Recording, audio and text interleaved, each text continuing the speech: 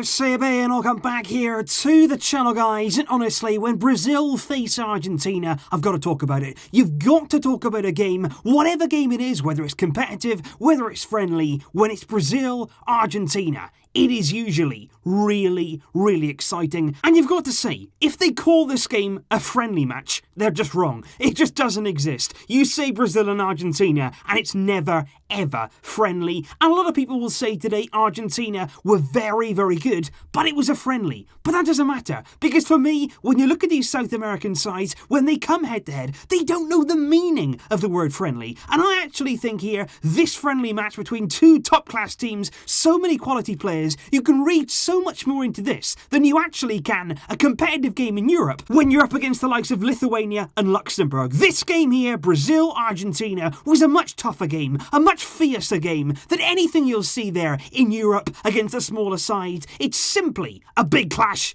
and that's why today we are talking about it. Today's game took place in the KSU Stadium, coming live from Saudi Arabia. Really, really loud crowd there was in there today. So excited, of course, to see the likes of Lionel Messi there playing for his country, and they were not let down. Argentina winning the game on the night. Lionel Messi dispatching the winning goal. And I've got to say, it was a wonderful, wonderful performance from Argentina, and it really was. And I'm not talking about individuals. I'm not talking about Messi or anybody else just standing alone and carrying them over the line. I'm talking here about a team. That's always the big thing with Argentina. You look at their plays, you look at their quality, you know you've got it, but it's putting it all together, making a team, making a structure, and actually getting them all playing together. And today, for me, they were superb. And if we start here by looking at the lineups from both teams, starting with Brazil, Alisson in goal, Alexandre there at left back, Thiago Silva and Militao, of course, the Real Madrid youngster there at centre back, Danilo at right back, into midfield there with Casemiro holding. Even he, in a friendly game, got involved with a number there of challenges, and he was, of course, booked on the night. Arthur Melo, the Barcelona representative there, Lucas Paqueta from Milan, with Willian, Firmino and Gabriel Jesus starting together there. Firmino and Jesus. Jesus there operating on the wings with Firmino down the middle, and Jesus, of course, right from the off,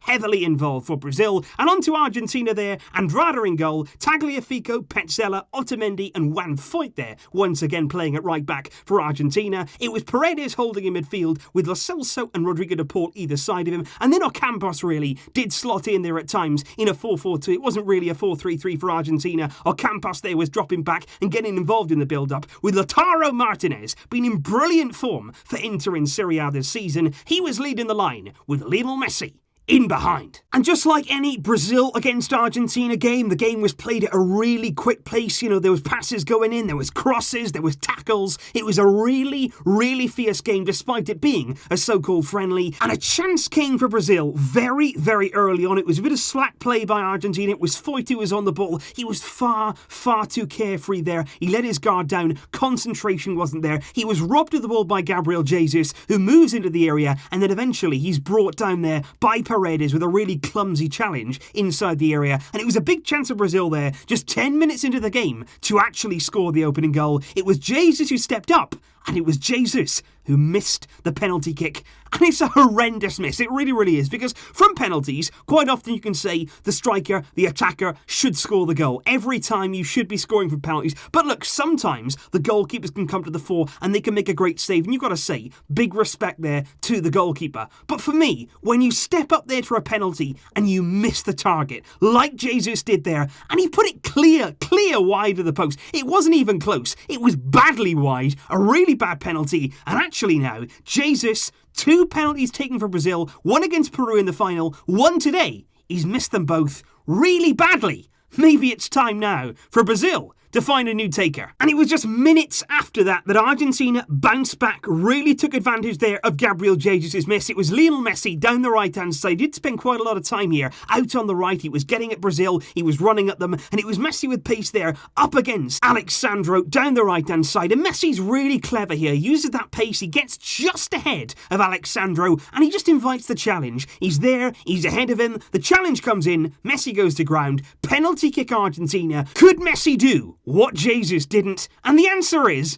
yes, sort of, just about, because Messi steps out of the penalty, and actually, Alisson goes down to his right-hand side low. Wasn't an awful lot of power in the penalty by Lionel Messi, and Alisson saves it. but Messi's there for the rebound. That's the key here. Messi hit the target, he didn't put it wide, Alisson saves it, but Messi there is on for the rebound, and he taps it into the net, and that there was the winning goal for Argentina, the big moment, stuck away by their talisman, Leo Messi. And I think right throughout the first half, Argentina were very, very good. There was sort of a fair share of the ball between both sides, neither side really keeping it for long periods in the game. But I just felt in the final third there, Argentina was so much better. They were so much more ruthless there in front of goal. They didn't put away as many chances as we're going to come on to as they should have. But they were better than Brazil there in that transition from midfield to attack and then created the chance. Brazil today, for me, were highly disappointing. They didn't create a great deal. Arthur Melo, of course, in Barcelona, he played 54 minutes in this game, and Felipe Coutinho came off the bench at half-time for Lucas Paqueta, and he played the entirety of the second half. Lionel Messi played 90 minutes, and just before half-time, Messi nearly added to his tally, but he was denied once again by Alisson, who for Brazil was their standout player, no question about that. Messi exploded there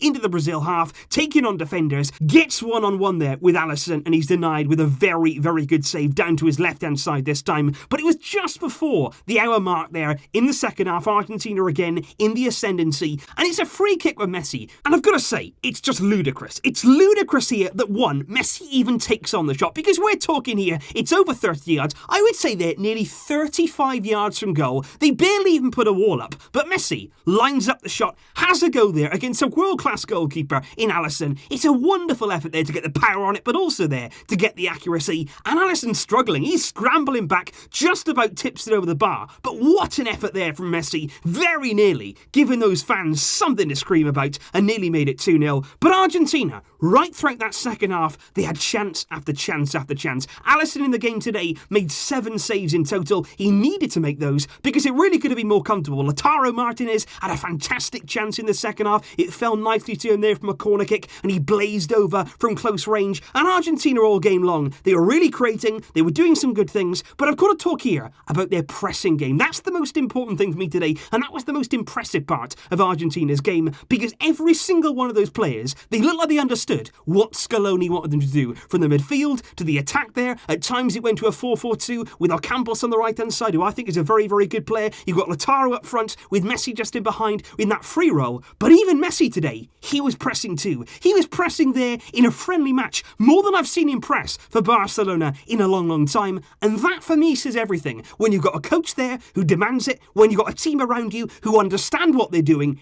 everybody does it together. And today we saw Argentina come together as one, as a group. Unity was there.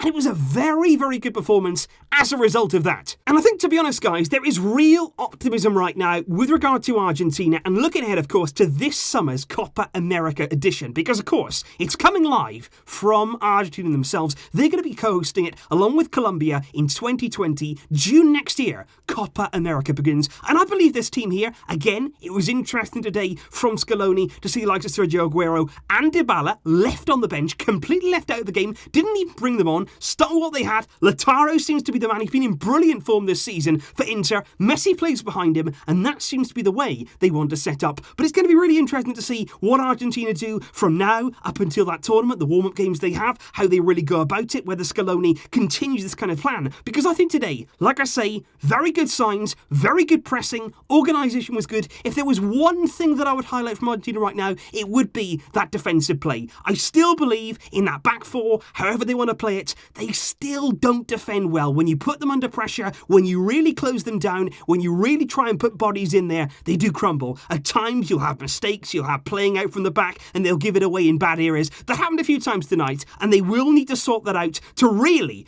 challenge for the Copa America. But at the same time, good signs, very, very good performance today, and a win over their arch rivals, supplied by Lionel Messi. And so that there, guys, was my thoughts on Argentina versus Brazil tonight. Like I say, when these two are on show, these two heavyweights come in head-to-head, you've got to talk about it. And of course, I want to know your thoughts. Did you watch the game tonight? If you haven't watched it, go and have a look there at the highlights. Argentina, for me, like I say, were really good, and it does certainly instill a bit of hope, a bit of belief, looking ahead to next summer's tournament. So please let me know all of your thoughts in the comments down below. I will see you soon with more videos. I hope you enjoyed this one.